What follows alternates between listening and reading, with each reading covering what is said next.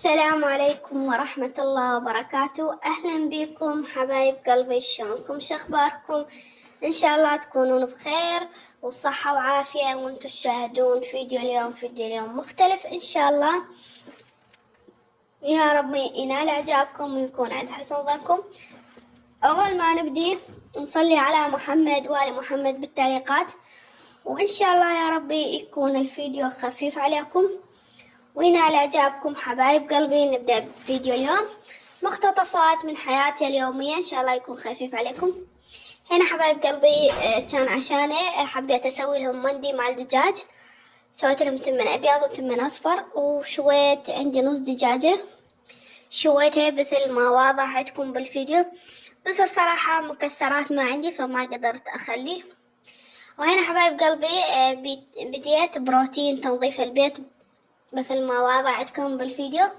هنا أول ما بديت بالنقط حبايب قلبي. هذا روتين أسبوعي، أنا كل أسبوع أسوي هذا الروتين التنظيف مثل ما واضح عندكم بالفيديو. حبيت أصور لكم إياه، وإن شاء الله يا ربي هذا الفيديو يكون خفيف عليكم وما تملون من عنده حبايب قلبي. هنا أول ما بديت مثل ما واضح عندكم بالنقط، نقط البيت بالكامل لونهن أبيض وكلهن يعني طخم واحد. فالأبيض لازم دائما يتنظف دائما، يعني ماكو يعني شو ما نقول تخلين أسبوعين ثلاثة ما يصير، لا يعني ساعاني كل سبت أمسحن مثل ما واضح عندكم بالفيديو. وأكو ناس يعني كل يومين أو ناس يومية، بس صراحة أنا مخلية شلون الجدول، يعني يوم أمسح النقط، يوم أمسح الحيطان، يوم أمسح البانكات، يوم للشطف، يوم للمطبخ. فمخلية جدول مثل جدول عندي بالبيت داخل بيتي. فيجي أنا شوية يسهل علي شغل أحسن ما أسويهم كلهم بيوم واحد حبايب قلبي. فهذا اليوم كان خاص بس بالنقط مثل ما واضح عندكم بالفيديو. وبديت بديت بنقط الاستقبال مثل ما واضح عندكم بالفيديو حبايب قلبي. وهذا مالت الموبايل الصراحة كلش مريحة وتلزق يعني على السيراميك. أنا اشتريت القطعة الواحدة ب750، 2 ب1500. بس صراحة صار لي فترة أروح على المول حتى أشتري وحدة، سبحان الله ما عاد ألاقي. وهنا حبايب قلبي بديت بالحيطان مثل ما واضح عندكم بالفيديو. والصراحة هاي الفرشة يعني أقنعتني عن كثير شغلات.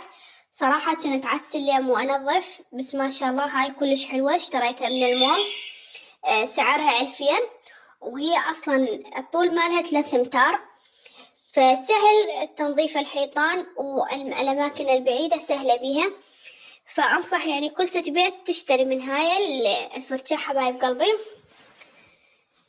للتنظيف، يعني التنظيف البسيط يعني الطوز والشغلات للحيطان. أحسن ما تصعدين وتجيبين السلم ودوخة. هذه متوفرة يعني، وعلى ما أعتقد كل المولات موجودة من عندها وسعرها حيل مناسب حبايب قلبي. مثل ما وضعتكم يعني حتى الساعة العفو مسحتها. والصراحة هسه الأجواء يعني كلش بيها بق، وهذا ذبان الناعم فيدمر الحيطان، فلازم دائما تنظفين. أعتذر من عندكم لأن التصوير شوية متعب ويا شغل. وهنا حبايب قلبي حبيت أخذكم جولة بسيطة بداخل مدينة الموصل حتى ما تملون من الفيديوهات مالاتي حبايب قلبي. هنا أول ما بديت بالجولة هنا من داخل سوق النبي حبايب قلبي، وهنا مسجد النبي يونس. سويت لكم بفيديو من داخل المسجد. اللي حاب يروح على قناة زهراء نزهان ويشاهد الفيديو، أو بقناة يوميات أم أنس بس موجود يعني فيديو مفصل، بس الصراحة ما أعرف نزلت على هالقناة لو على قناتي الثانية أعتذر من عندكم. وهنا حبيت أصور لكم مثل ما قلت لكم أنا أخذتكم جولة بداخل مدينة الموصل، يعني جولة بسيطة إن شاء الله يا رب تنال إعجابكم. أتمنى اللي وصل لهاي اللحظة بالفيديو وعجبكم الفيديو مالتي لا تنسونا باللايك والاشتراك وتفعلون زر الجرس حتى يصلكم كل جديد، وتكبر عائلتنا بكم أكثر وأكثر حبايب قلبي. وإن شاء الله قناتي نحقق الأرباح بها حبايب قلبي، فأتمنى أشوف التفاعل عليها حبايب قلبي.